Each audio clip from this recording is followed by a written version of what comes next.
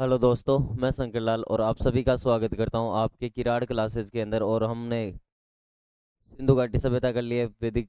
आज हम बात करने वाले हैं वैदिक सभ्यता की। किसकी बात करने वाले हैं? वैदिक सभ्यता की।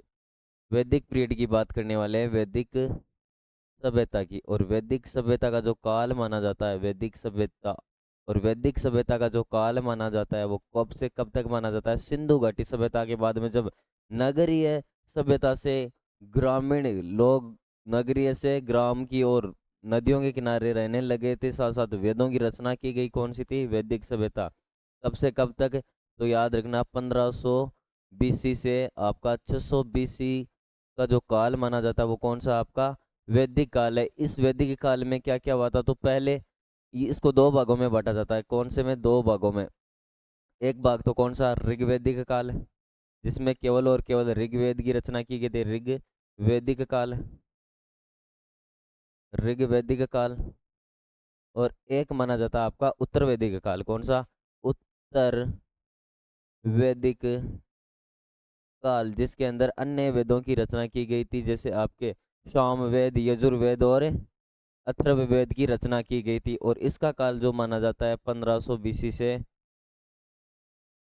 1000 बीसी तक का। 1500 बीसी से 1000 बीसी का।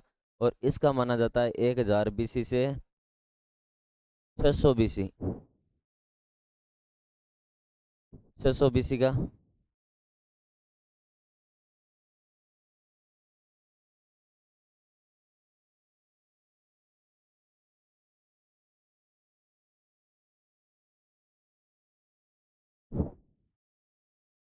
वर्गीकरण का आधार, वर्गीकरण का आधार,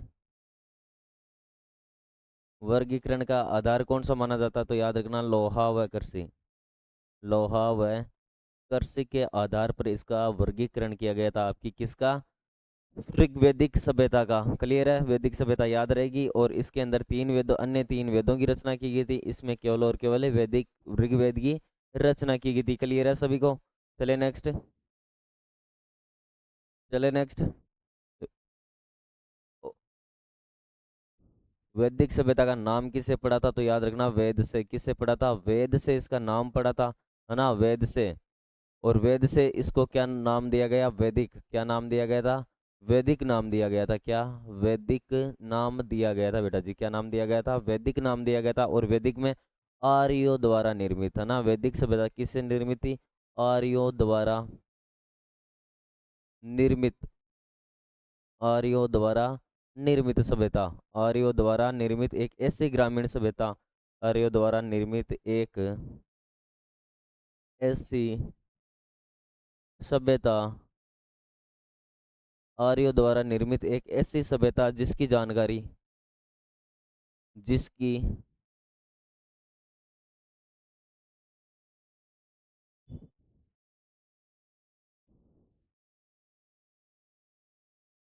जिसकी जानकारी, जिसकी जानकारी, जिसकी जानकारी किससे मिलती है? हमें वेदों से प्राप्त होती है। किससे प्राप्त होती है? वेदों से प्राप्त होती है।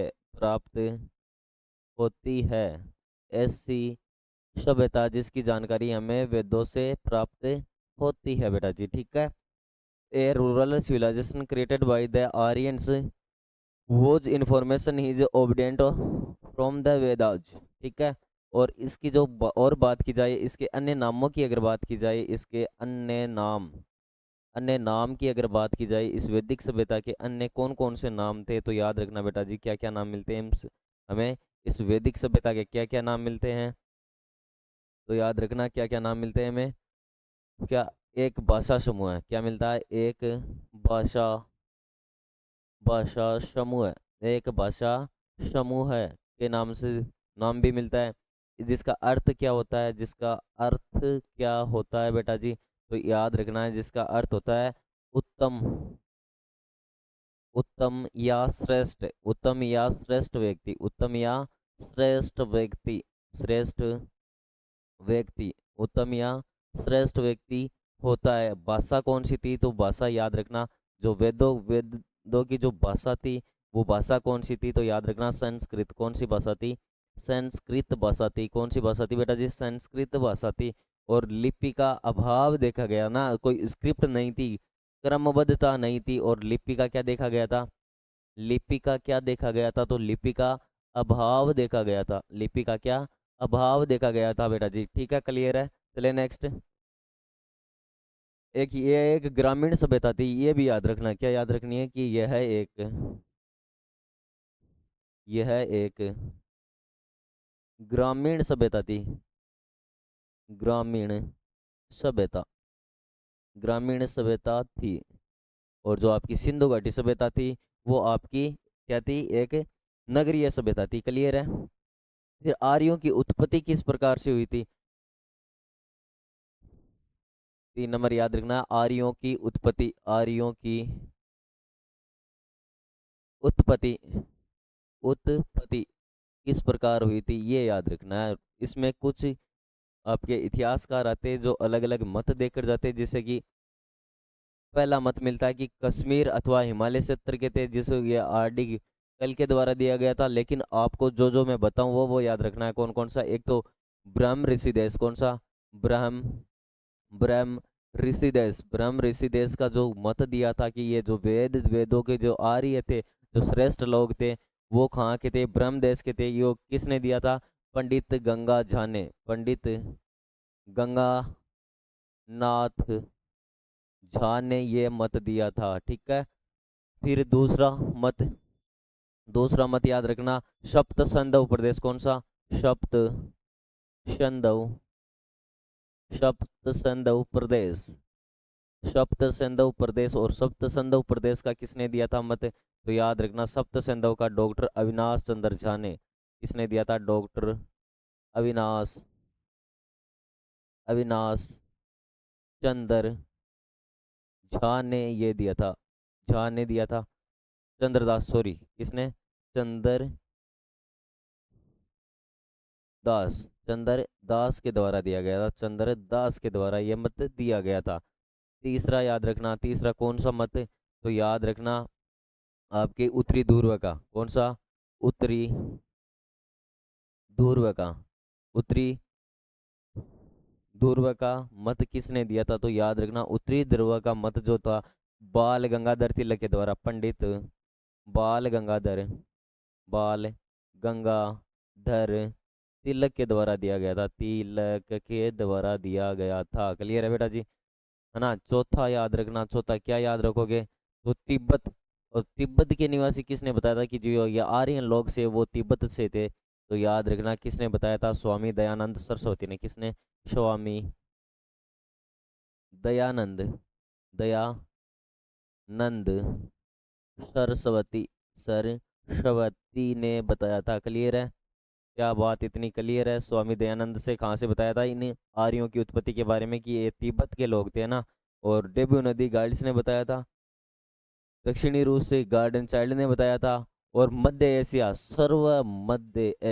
सर्वमान्य मत। कौन सा सर्वमान्य मत? मध्य एशिया, मध्य एशिया। और ये किसने बताया था? मध्य एशिया सर्वमान्य मत है भाई, है ना। सर्वमान्य मत है मध्य एशिया का। जो किसने बताया था? मैक्स मुल्लर ने। किसने? मैक्स मुल्लर ने ये बताया था। मुल्लर कि जो आर्य लोग थे वो कहाँ के थे? निवासी थे मध्य एशिया के निवासी थे। और ये इम्पोर्टेंट रहने वाला है, सबसे ज़्यादा पूछा जाता है कि आर्य लोग जो थे मैक्स मुल्लर के अनुसार कहाँ के निवासी थे, है ना। मोस्ट इम्पोर्टेंट याद रखना। ठीक है, क्लियर है। चले नेक्स्ट। चल जाओ जी, नेक्स्ट चलते हैं। आर्यों की उत्पत्ति के बारे में हो गया।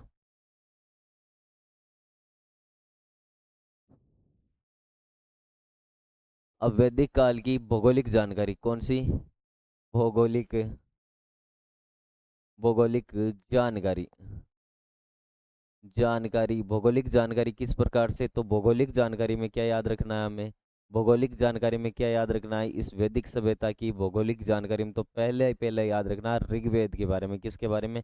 ऋग्वेद काल में ये लोग किस प्रकार थे? ऋग्वेद, ऋग्वेद काल में, ऋग्वेद काल में ये लोग किस प्रकार से या अपना जो जीवन यापन करते थे वो किस प्रकार या किस नदी के किनारे, भौगोलिक परिदृश्य के अंदर हम पढ़ने वाले हैं कि ये कहाँ कहाँ पर रहते थे। ठीक है बेटा जी, है ना। सप्त सिंधु प्रदेश कहाँ पर? ऋग्वेदिक काल में क्या था?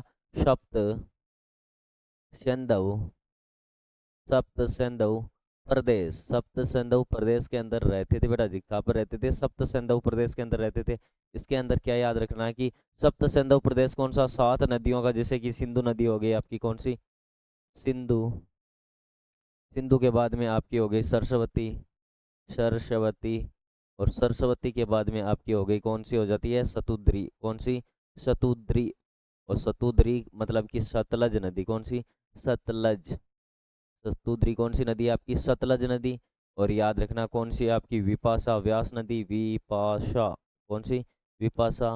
विपाशा कौन सी है? व्यास। कौन सी है? व्यास नदी। और विपाशा के बाद में आपकी आ जाएगी कौन सी? पुरुषणी। कौन सी? परुषणी। परुषणी। और परुषणी कौन सी है बेटा जी आपकी? तो याद रखना रावी नदी। कौन सी नदी है? रावी नदी। और रावी नदी के बाद में 7, इन 7 नदियों का जो प्रदेश था ना, फिर आपकी वितस्ता, वितस्ता। और वितस्ता कौन सी है आपकी? वितस्ता। और तो वितस्ता झेलम नदी। कौन सी है? झेलम। वितस्ता नदी कौन सी है आपकी? झेलम नदी है। और झेलम नदी के बाद में आपको नाम मिलेगा अस्किनी। कौन सी? अस्किनी। और अस्किनी कौन सी नदी है आपकी? तो याद रखना कौन सी है? चिनाब नदी। कौन सी? चिनाब नदी। क्लियर है? इतनी बात है ना। फिर और का भौगोलिक परिदृश्य से बात की जाए तो ये ब्रह्म ऋषि देश। कौन सा? ब्रह्म ऋषि देश। ब्रह्म ऋषि देश। कौन सा? ब्रह्म ऋषि देश। ब्रह्म ऋषि देश के बारे में अगर बात की जाए तो क्या क्या बात की जा सकती है? तो याद रखना कौन सा प्रदेश हुआ करता था ब्रह्म ऋषि देश? गंगा यमुना का मैदान। कौन सा? गंगा प्लस यमुना का मैदान। यमुना का मैदान का मैदानी भाग। मैदानी भाग क्या हुआ करता था आपका? या यमुना का दोआब या मैदानी भाग क्या हुआ करता था? ब्रह्म ऋषि देश हुआ करता था। एक नाम मिलता है हमें मध्य देश। कौन सा? मध्य देश। और मध्य देश की अगर बात की जाए तो मध्य देश में क्या आएगा आपका? तो याद रखना हिमालय व सिंध। कौन सा? हिमालय। हिमालय और आपका विंध्य पर्वत व विंध्य पर्वत। विंध्य पर्वत, पर्वत आपका इसके अंदर आ जाएगा। क्लियर है सभी को इतनी बात? क्लियर है?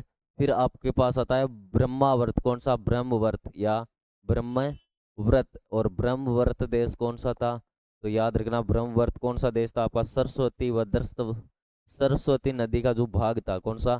सरस्वती, सरस्वती। सरस्वती जो नदी है आपकी, या आप उसे बोल सकते हो दृष्टवती। कौन सी? दृस दृष्टवती या दृष्टवती नदी, इसका भूभाग जाता कौन सा था? ब्रह्मवर्त देश था। और लोहा व चांदी का प्रयोग करता था। लोहे व चांदी का प्रयोग करते थे। चांदी का प्रयोग ये लोग करने लग गए थे। और क्या याद रखना इन इन लोगों के बारे में? याद रखना उत्तर वैदिक काल में इनकी भौगोलिक स्थिति किस प्रकार की हो गई थी, या ये लोग उत्तर वैदिक काल में किस प्रकार रहने लगे? उत्तर, कौन सा? उत्तर वैदिक काल। उत्तर वैदिक काल। और उत्तर वैदिक काल के अंदर क्या रहने वाला आपका? उत्तर वैदिक काल के अंदर ये लोग, इनका जो विस्तार है गंगा घाटी तक फैल गया था। गंगा, गंगा घाटी क्षेत्र, घाटी क्षेत्र तक इनका विस्तार हो गया था। कहाँ से? आपके सिंधु नदी से लेकर गंगा घाटी तक हो गया था। लोहा चांदी का प्रयोग करने लगे थे। लोहा चांदी का उसमें भी गले नर्मदा व गंडक सदा नीरा का उल्लेख मिलता है इस समय। उत्तर वैदिक में आपकी कौन सी? गंडक, जिसे किस नाम से पुकारा गया था? गंडक नदी को रेवा नदी। कौन सी? रेवा नदी। और एक आपकी मिलती है कौन सी? सॉरी, गंडक को सदानीरा। कौन सा? गंडक को सदानीरा पुकारा गया बता बेटा जी। कौन सी? सदानीरा, सदा नीरा। और याद रखना नर्मदा, नर्मदा को रेवन, रेवा पुकारा गया था। ठीक है बेटा जी, यहाँ तक इसका उत्तर वैदिक काल में गंगा घाटी क्षेत्र तक ये फैल गया था। और इसके अंदर जो ऋग्वेद का एक नदी सूक्त भाग मिलता है, उसके अंदर हम कुछ नदियों का उल्लेख मिलता है ना। कुछ नदियों का उल्लेख मिलता है, नदियाँ, और नदी सूक्त के अंदर मिलते हैं। नदी सूक्त के अंदर नदियों का कुछ नाम मिलता है। कौन कौन सी नदियों का नाम मिलता है उनकी हम चर्चा करने वाले हैं। तो कौन कौन सी नदियों का नाम मिलता है ना, कौन कौन सी नदियाँ। तो एक पहले पहले याद रखना कौन सी नदी है आपकी, कुंभू नदी या कुंभा, कुंभा नदी कौन सी, कुंभा सबसे ज़्यादा पूछी जाती है, कुंभा। कौन सी है आपकी, काबुल, कौन सी नदी है, काबुल नदी। कुंभा कौन सी है, काबुल नदी। दूसरी आप याद रखना, कौन सी याद रखोगे, तो याद रखना वितस्ता, वितस्ता। और वितस्ता किस नदी के बारे में है, तो याद रखना झेलम नदी, कौन सी आपकी, झेलम, झेलम नदी है। फिर आप याद रखना कौन सी याद रखोगे, तो याद रखना अस्किनी या आस्किनी, अस्किनी। और अस्किनी कौन सी है आपकी, चेनाब नदी, कौन सी है, चेनाब नदी, चेनाब नदी। फिर आप याद रखना, क्या याद रखोगे, कि याद रखना कि पुरुषणी, क्या, पुरुषणी। और पुरुषणी कौन सी नदी है आपकी, तो याद रखना पुरुषणी है आपकी रावी नदी, कौन सी, रावी नदी। फिर आप याद रखना कौन सी नेक्स्ट आपकी आ जाएगी, शतुद्री, कौन सी, शतुद्री। और शतुद्री कौन सी है, सतलज नदी, कौन सी, सतलज, सतलज नदी कौन सी है, सतलज नदी। फिर आप याद रखना, क्या याद रखोगे, कौन सी नदी याद रखोगे, विपाशा, विपाशा। और विपाशा कौन सी है आपकी, व्यास नदी, कौन सी है, व्यास नदी, व्यास नदी। और याद रखना, क्या याद रखोगे, अगली कौन सी याद रखनी है, सदा नीरा, सदा नीरा। अभी बता के आया हूँ कौन सी होगी सदा नीरा, गंडक नदी, कौन सी, गंडक नदी। ठीक है जी। और 8 नंबर कौन सी रह जाएगी आपकी, दृष्टवती। जैसे कि गगर या घगर नदी, दृष्टवती किसको पुकारा गया था, आपकी घगर नदी को पुकारा गया था। या सरस्वती जो सबसे पवित्र थी, सिंधु का सिंधु नाम मिलता है। सुषमा, मरुदमा, रेवा, नर्मदा का मिलता है। सुवासु, स्वात नदी या गोमती, गोमल नदी का नाम मिलता है। क्लियर है, इतनी याद रहेगी सभी को। जो मेन मेन नदियाँ हैं, उनका हम जिक्र कर चुके हैं ना, जैसे कि आपकी दृष्ट,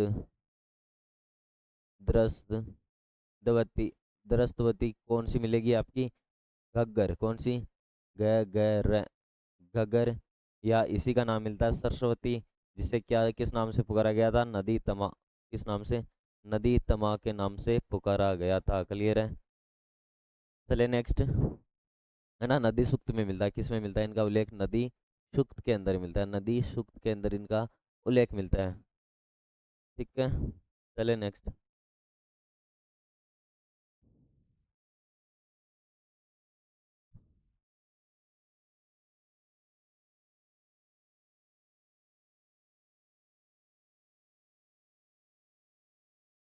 नेक्स्ट है सरस्वती, सरस्वती और सरस्वती नदी।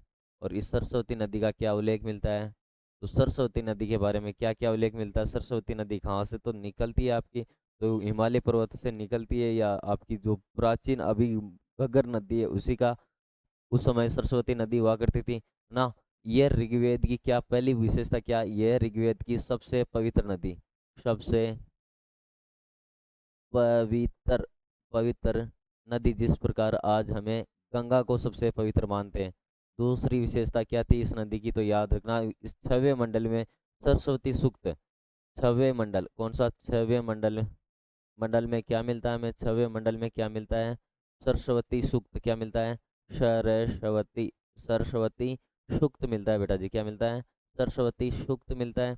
फिर याद रखना तीसरा, क्या याद रखोगे, 3 नंबर पॉइंट में क्या याद रखना कि विभिन्न उपमाएं, इनको अन्य नाम कौन कौन से दिए गए हैं, अन्य नाम। तो अन्य नाम में क्या क्या चर्चा की जा सकती है कि इसके क्या क्या, इसे नदी तमा कहा गया था, क्या कहा गया था, नदी तमा, नदी तमा सभी नदियों की माँ कहा गया था ना, अम्बिते कहा गया था, अम्बिते कहा गया था। और क्या कहा गया था, देवी तमे कहा गया था, देवी तमे, देवी तमे कहा गया था। देवी तमे के साथ साथ उद्कवी क्या कहा गया था, उद्कवती, उद्कवती, उद्कवती कहा गया था। उद्कवती के साथ साथ कविता कहा गया था, कविता कहा गया था। कविता के साथ साथ सप्त सिंधव की रानी, क्या, सप्त सिंधव की जननी, सॉरी, सप्त सिंधव की जननी, सिंधव की जननी, सप्त सिंधव की जननी कहा गया था, वेदवती कहा गया था। और इसका चौथी विशेषता क्या याद रखनी है? चौथी विशेषता क्या याद रखनी है कि जेमिनीय, जो जेमिनीय ब्राह्मण है, जेमिनीय ब्राह्मण है, जेमिनीय जो उपनिषद है, क्या उपनिषद, उपनिषद है ना, उपनिषद है, उसके अंदर इसे क्या कहा गया? तो याद रखना, पंचविश में सरस्वती नदी का लुप्त होने का विनसन बताया गया, विनसन बताया गया ना। पंचविश के अंदर, पंचविश के अंदर क्या बताया गया? इसका विनसन बताया गया, विनसन, विनसन बताया गया था। क्लियर है?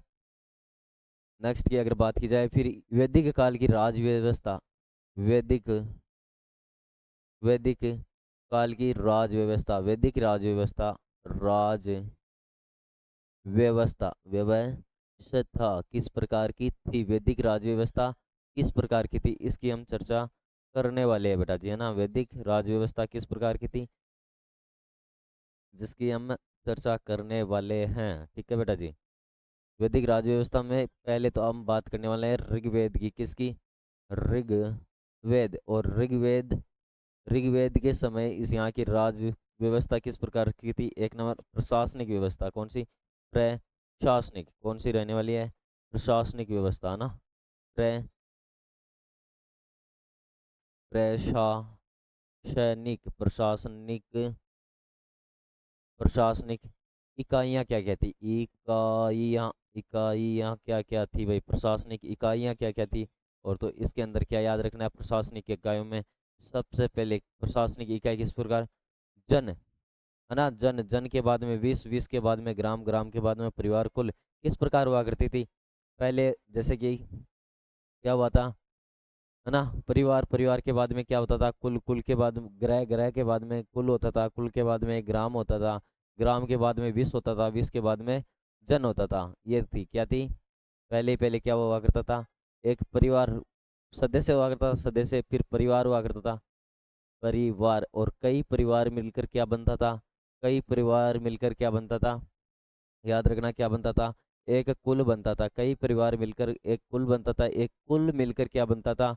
एक, सॉरी, परिवार मिलकर ग्रह, हाँ, कुल मिलता था। कई कुल मिलकर क्या बनता था? एक ग्राम मिलता था, ग्राम बनता था। और कई ग्राम मिलकर क्या बनते था? कई ग्राम मिलकर आपका एक विश्व बनता था। क्या बनता था? विश्व बनता था। और कई विश्व बनकर क्या मिलते थे? एक जन बनता था, है ना, जन बनता था। और कई जन मिलकर एक जनपद बनता था। ठीक है।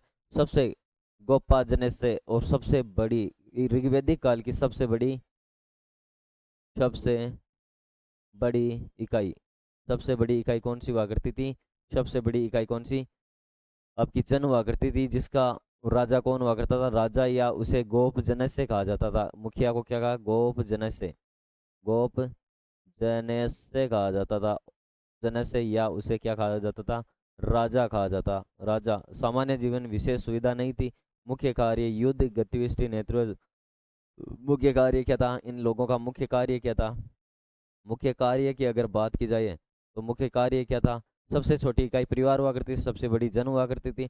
और इनका जो मुख्य कार्य था वो क्या था? युद्ध गवस्ती के नेतृत्व में जनों का उल्लेख करना, है ना, जनों का उल्लेख करना और लोगों की, पशुओं की रक्षा करना। मुख्य कार्य क्या हुआ करता था? कि एक तो युद्ध, युद्ध का नेतृत्व करना, युद्ध के नेतृत्व के साथ साथ लोगों व पशुओं की लोग व पशुओं की, पशुओं की, पशुओं की रक्षा करना, पशुओं की रक्षा करना इनका मुख्य कार्य हुआ करता था। क्लियर है? चले नेक्स्ट, चले नेक्स्ट।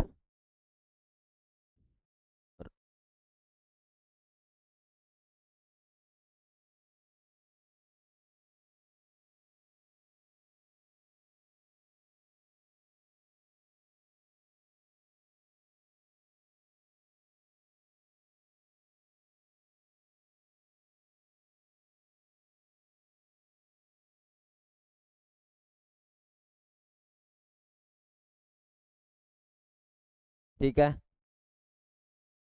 3 नंबर आपका हो जाएगा, प्रमुख अधिकारी कौन हुआ करते थे? प्रमुख अधिकारी, अधिकारी, अगर प्रमुख अधिकारियों की अगर बात की जाए तो प्रमुख अधिकारी याद रखना, एक कौन हुआ करता था? सबसे पहले पुरोहित। कौन हुआ करता था? पुरोहित।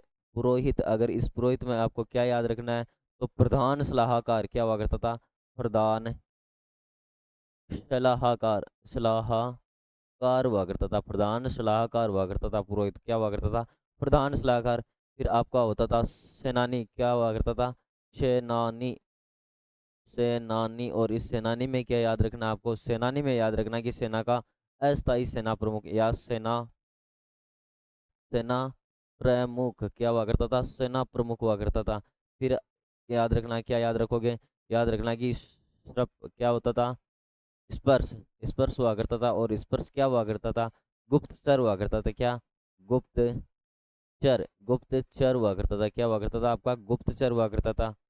फिर आप याद रखना विदत, क्या? 4 नंबर याद रखना विदत। और विदत क्या हुआ करती थी? विदत है, विदत क्या हुआ करती थी? तो विदत आपकी हुआ करती थी आर्यों की प्राचीन, आर्यों की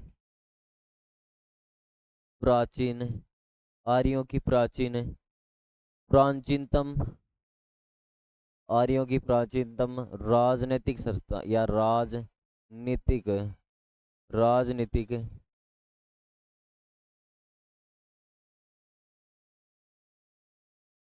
आर्यों की राजनीतिक, राजनीतिक संस्था, आर्यों की सबसे प्राचीनतम राजनीतिक संस्था हुआ करती थी। मुख्य कार्य क्या हुआ करता था इसका? मुख्य कार्य, इसका मुख्य कार्य क्या हुआ करता था? तो याद रखना इसका मुख्य, राजा की शक्तियों पर अंकुश, राजा की श- शक्तियों, शक्तियों पर अंकुश लगाना, अंकुश लगाना इसका प्रमुख कार्य हुआ करता था। क्लियर है? याद रहेगी इतनी बात? क्लियर है? नेक्स्ट चले। नेक्स्ट की अगर बात की जाए तो नेक्स्ट आपकी आती है शब, क्या आती है? शबा, क्या आती है? शबा। और इस सभा के बारे में आपको क्या याद रखना है?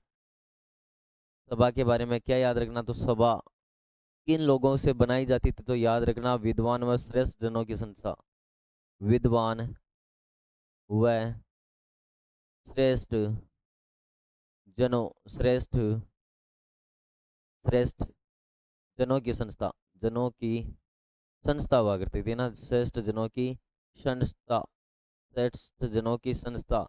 N assembly of legend learned and noble individual. और इसका उल्लेख हमें कहाँ पर मिलता है? तो ऋग्वेद, कहाँ पर? ऋग्वेद, ऋग्वेद के अंदर। और ऋग्वेद में कहाँ पर मिलता है? तो ऋग्वेद में इसका उल्लेख कितनी बार है? तो 8 बार। कितनी बार है? 8 बार इसका हमें ऋग्वेद के अंदर उल्लेख मिलता है। और क्या याद रखना है इसके बारे में? तो अध्यक्ष कौन होता था इसका? क्या? अध्यक्ष। और अध्यक्ष कौन होता था? तो याद रखना सभापति। कौन होता था? सभापति। कौन होता था? सभापति इसका अध्यक्ष होता था। और क्या याद रखना है? तो याद रखना है कि इसके सदस्य, सदस्य कौन बन सकते थे? इसके जो सदस्य थे वो कौन बन सकते? मेंबर्स कौन थे? सभ्य व सभासद क्या कहलाते थे? क्या कहलाते आपके? सभ्य, क्या? सभ्य या सभासद, सभासद कहलाते थे। क्या कहलाते थे? सभासद कहलाते या सभासीन, या सभासीन कहलाते थे, सभासीन कहलाते थे। क्लियर है बेटा जी? मुख्य कार्य, इसका मुख्य कार्य क्या हुआ करता था? मुख्य कार्य, और मुख्य कार्य क्या हुआ करता था? तो याद रखना मुख्य कार्य न्यायिक कार्यों का, न्यायिक कार्यों, न्यायिक कार्यों का संपादन, का संपादन किया जाता था, संपादन किया जाता था। क्लियर है? फिर और क्या महिलाओं की भागीदारी होती थी इसके अंदर? महिलाएं भाग ले सकती थी, महिलाएं, महिलाएं भाग ले सकती थी। महिलाओं की स्थिति यहाँ तक तो ठीक थी ऋग्वैदिक काल तक, लेकिन वैदिक काल में इसे प्रतिबंधित कर दिया गया था। उत्तर वैदिक काल में महिलाओं को बंद कर दिया गया। ऋग्वेद काल में महिलाएं इसमें भाग लेती थी। फिर आपकी आती है समिति। कौन सी आती है? समिति। और इस समिति का क्या उल्लेख मिलता है? तो समिति का ऋग्वेद में कितनी बार उल्लेख मिलता है? ऋग्वेद, ऋग्वेद और ऋग्वेद में कितनी बार? 9 बार उल्लेख मिलता है। समिति क्या हुआ करती थी? तो याद सर्वसाधारण समिति, संस्था, सर्व साधारण, साधारण, सर्वसाधारण संस्था, सर्वसाधारण संस्था हुआ करती थी समिति। इसका मुख्य कार्य राजा का निर्वाचन करना। मुख्य कार्य क्या था? राजा का निर्वाचन, राजा का निर्वाचन, निर्वाचन होता था। इसका जो अध्यक्ष हुआ करता था, अध्यक्ष, उसे क्या कहते थे, ईशान, क्या कहते थे, अध्यक्ष को ईशान कहा जाता था। और क्या, महिलाओं की भागीदारी हालांकि वैदिक काल में इसे प्रतिबंध कर दिया गया था। ठीक है। अथर्ववेद के अंदर सभा और समिति को प्रजापति की दो पुत्रियां क्या कहा गया है, क्या कहा गया है? अथर्ववेद, अथर्ववेद, और अथर्ववेद में सभा व समिति, समिति को प्रजापति, प्रजापति की दो पुत्रियां कहा गया है। क्लियर है बेटा जी? ठीक है, चले नेक्स्ट। नेक्स्ट की बात की जाए तो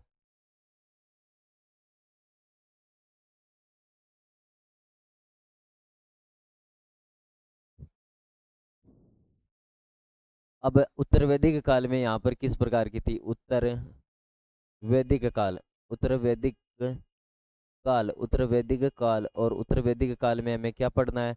तो उत्तर वैदिक काल में पहली बात तो क्षेत्रफल की क्षेत्रफल कहाँ तक बढ़ गया था इनका क्षेत्रफल, और क्षेत्रफल के साथ साथ हमें राजा की शक्तियां में वृद्धि, है ना, क्षेत्रफल के साथ साथ राजा की शक्तियों में वृद्धि, शक्तियों में वृद्धि, शक्तियों में वृद्धि हो गई थी, राजा की शक्तियों में वृद्धि हो गई थी।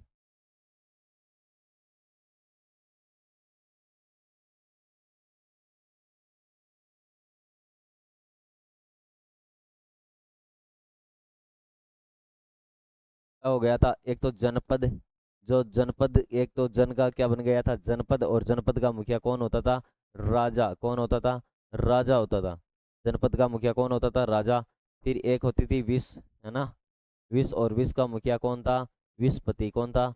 विषपति, विषपति। कौन था? विषपति।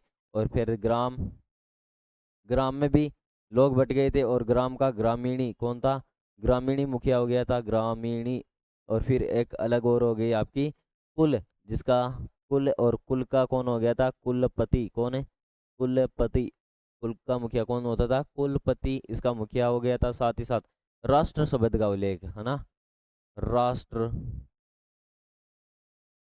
शब्द का उल्लेख मिलता है यहाँ पर, शब्द का उल्लेख केवल और केवल एक बार उल्लेख मिलता है, केवल और केवल एक बार राष्ट्र शब्द का उल्लेख, है ना। प्रमुख जनपद कौन सा था? प्रमुख जनपद,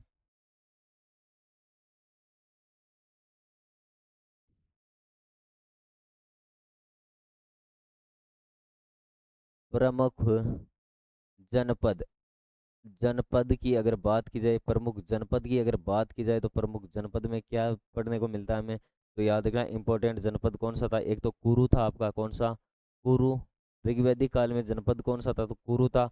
कुरु को भरत प्लस पुरु द्वारा बसाया गया था। किसके द्वारा? भरत प्लस पुरु के द्वारा बसाया गया था। इनका यहाँ पर राज्य हुआ करता था। साथ ही साथ पांचाल का यहाँ पर उल्लेख मिलता है, पांचाल जनपद का उल्लेख मिलता है, पांचाल जनपद का उल्लेख मिलता है, जिसे तुर्वस कहा गया था। और एक आपके विदेह है, क्या? विदेह जनपद का उल्लेख मिलता है। काशी का मिलता है, काशी जनपद का उल्लेख मिलता है। कहाँ का? काशी का मिलता है। कुरु का राजा प्रशिक्षित हुआ करता था, मृत्युलोक के देवता ना। कुरु का राजा कौन था आपका? परिशिक्षित, परिशिक्त, परिशिक्त था, जो मृत्यु का देवता था। विदेह राजा कौन था? जिन्हें जनक कहा जाता था, जनक था। और पांचाल का राजा ब्रहान जबाली था। और के का जनपद कौन था? राजा कौन था? तो याद रखना, अस्पति। कौन था आपका? अस्पति। चले नेक्स्ट। नेक्स्ट की अगर बात की जाए तो नेक्स्ट है राजा, राजवत्ता के सिद्धांत का आरंभ हुआ था, है ना। अब उत्तर वैदिक काल में किसका राजत्व के सिद्धांत का, राजत्व के सिद्धांत, राजत्व के सिद्धांत का आरंभ, आरंभ हुआ था, आरंभ हो गया था, राजत्व के सिद्धांत का आरंभ हुआ था। ठीक है। और इसके अंदर क्या याद रखना है राजत्व के सिद्धांत में आपको? राजत्व के सिद्धांत में आपको याद रखना है, क्या याद रखना है? क्या याद रखोगे राजत्व के सिद्धांत में आप? तो याद रखना, राजा की शक्तियों में वृद्धि, एक नंबर तो क्या होती है? राजा की शक्तियों में वृद्धि, राजा की शक्तियों में, शक्तियों में शक्तियों में वृद्धि, राजा की शक्तियों में वृद्धि। दूसरा क्या याद रखना आपको, दूसरा क्या याद रखना है, दूसरा राजा द्वारा वैभवशाली जीवन शैली जीने लगा था। राजा वैभवशाली, राजा वैभवशाली है ना, वैभवशाली जीवन शैली हो गई थी, जीवन शैली, वैभवशाली जीवन शैली हो गई थी राजा की।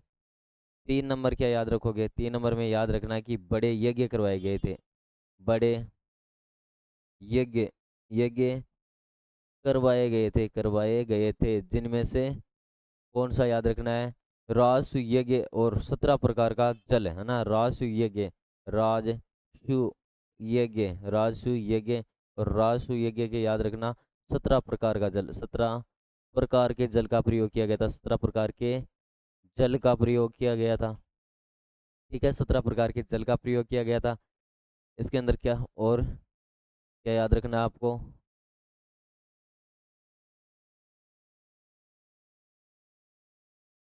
ठीक है। 4 नंबर में क्या याद रखना है, तो 4 नंबर में विभिन्न उपाधियां, यहाँ पर हमें उपाधियों का वर्णन मिलना लग गया था। उपाधियां किन किसकी क्या उपाधि थी, जैसे कि एक राट सभी दिशाओं का राजा ना, एक राट सभी दिशाओं का राजा। फिर मिलता है पूर्व, पूर्व का सम्राट मिलता है, पश्चिम में सम्राट मिलता है, उत्तर में विराट मिलता है, दक्षिण में भोज मिलता है, मध्य में राजा मिलता है ना। जिस प्रकार देखिए एक राजा है, क्या राजा, और इस राजा की जैसे आप दक्षिण में जाओगे, सॉरी उत्तर में जाओगे, दक्षिण में जाओगे, और या आप पूर्व में जाओगे या पश्चिम में जाओगे, इनका अलग अलग मिलेगा। जब आप उत्तर की ओर जाओगे तब तो इनका नाम मिलेगा विराट, क्या नाम मिलेगा, विराट। जब दक्षिण की ओर जाओगे तब मिलेगा इनका भोज, क्या नाम मिलेगा, भोज। जब आप पश्चिम की ओर जाओगे तो यहाँ नाम मिलेगा सम्राट, क्या नाम मिलेगा, सम्राट, सम्राट। और पूर्व की ओर जाओगे तब मिलेगा इसका शवराट, शवराट नाम मिलेगा। क्लियर है बेटा जी। चले नेक्स्ट, नेक्स्ट चले, और एकराट,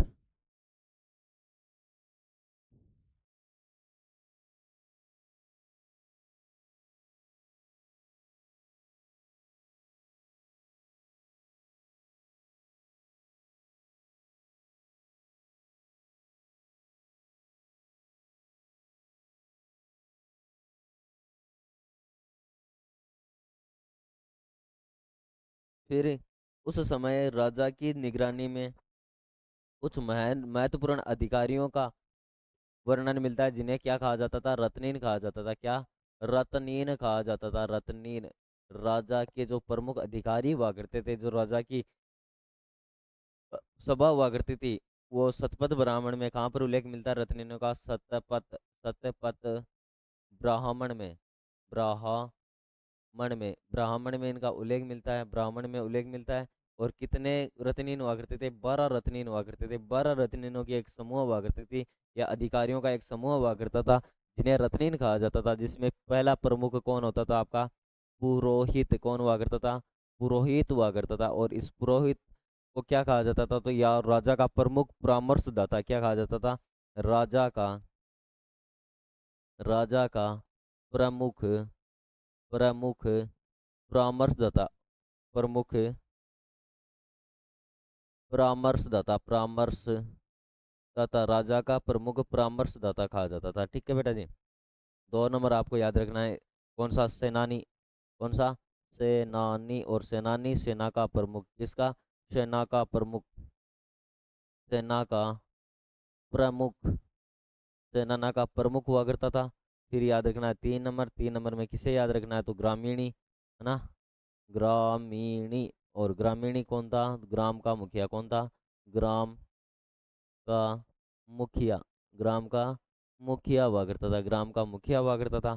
फिर 4 नंबर आ जाएगा क्या यहाँ पर, 4 नंबर, और 4 नंबर याद रखना कौन होता था, महिषी, कौन, महिषी। और महिषी कौन हुआ करता था, तो महिषी याद रखना राजा की पत्नी, कौन हुआ करती थी, राजा की, राजा की प्रिय पत्नी, राजा की प्रिय पत्नी कौन हुआ करती थी, महिषी हुआ करती थी।